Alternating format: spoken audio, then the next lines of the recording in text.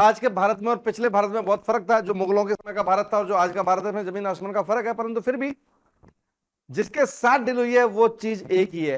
पहले भी हम लोगों ने ब्रिटेन से ही डील की थी जब ये मुगलों का शासनकाल हुआ करता था।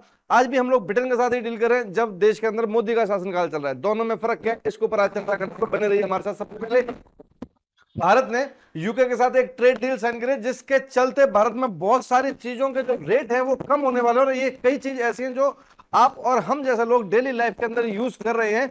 और क्या हमारा इतिहास रहा है यूके के साथ, हम हिस्ट्री में नहीं जा रहे, हम देश के इतिहास में नहीं जा रहे, हम फिलहाल आजादी के बाद यूके के साथ जो हमारी ट्रेड डील हो रही है उसके बारे में बात करने वाले हैं। सबसे पहले देखते हैं कि कॉम्प्रिहेंसिव केटा नाम एक एग्रीमेंट है जो मोदी जी ने साइन किया है यूके के प्राइम मिनिस्टर के साथ। हाल ही में मोदी जी की एक यात्रा हुई है विदेश की, जहां पे वो यूके गए थे, वहां पे उन्होंने ये एग्रीमेंट को साइन किया। भारत की तरफ से इसके ऊपर साइन करने वाले जो मंत्री थे उनका नाम है पीयूष गोयल, और यूके की तरफ से जिन्होंने इस पर साइन किया उनका नाम है जोनाथन रेनॉल्ड्स। तो इन लोगों के बीच में ये एक ट्रेड वर्क जो है वो साइन हुआ है। पहले भारत और यूके 2030 को एक रोड मैप को तरह काम कर रहे थे कि 2030 तक हम लोगों को हमारा जो व्यापार है वो इस लेवल तक पहुंचाना है, लेकिन उसको बढ़ाते हुए 2030 की जगह पे इस रोड मैप को 2035 के लिए उन्होंने कर दिया है। देखिए भारत जो है, अगर हम मोदी शासनकाल में ही देखें तो 2014 से लेकर 2024 तक किस प्रकार से इंपोर्ट और एक्सपोर्ट कर रहा है ब्रिटेन के साथ, उस पर भी अगर एक नजर मारे तो देखा समझ में आता है कि इंडिया जो है वो इंपोर्ट जो कर रहा है यूके से वो येलो लाइन है, और जो हम लोग एक्सपोर्ट कर रहे हैं वो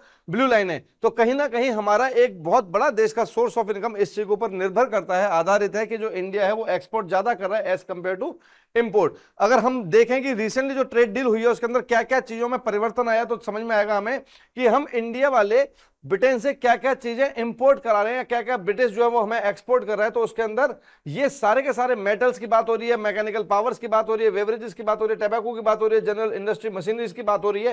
साथ ही भारत जो उनको भेज रहा है, साथ साथ जो हम लोग वहां पे भेज रहे हैं वो रिफाइंड ऑयल है, क्लोथिंग है, टेलीकॉम और साउंड इक्विपमेंट है, मेडिकल फार्मेटिकल प्रोडक्ट है, आयरन और स्टील है। हालांकि ये जो चीजें हम भेजने वाली देख रहे हैं, अगर हम लोग हमारे देश का इतिहास पढ़ते हैं तो देखने में मिलेगा कि इन्हीं चीजों से हमारी एक जो गुलाम जो हमारा एक फेस जो स्टार्ट हुआ था यूरोपियन कंपनी का या ब्रिटिशर्स के साथ, वो इन्हीं चीजों से कहीं ना कहीं स्टार्ट हुआ था। इसके अंदर समझ में आता है कि इंडिया जो है वो एक मार्केट को सिक्योर कर रहा है। हम लोग कोशिश कर रहे हैं, हमारा देश जो है वो एक कोशिश कर रहा है कि जो जॉब है, जो भारतीयों के लिए जो रोजगार है उसकी संख्या बढ़ाया जाए, क्योंकि देश का एक चुनावी मुद्दा है, राजनीतिक मुद्दा है, और एक करंट अफेयर में हमेशा बना ही रहता है कि भारत के अंदर रोजगार को लेकर सरकार क्या करने वाली है, क्या सरकार की योजनाएं हैं।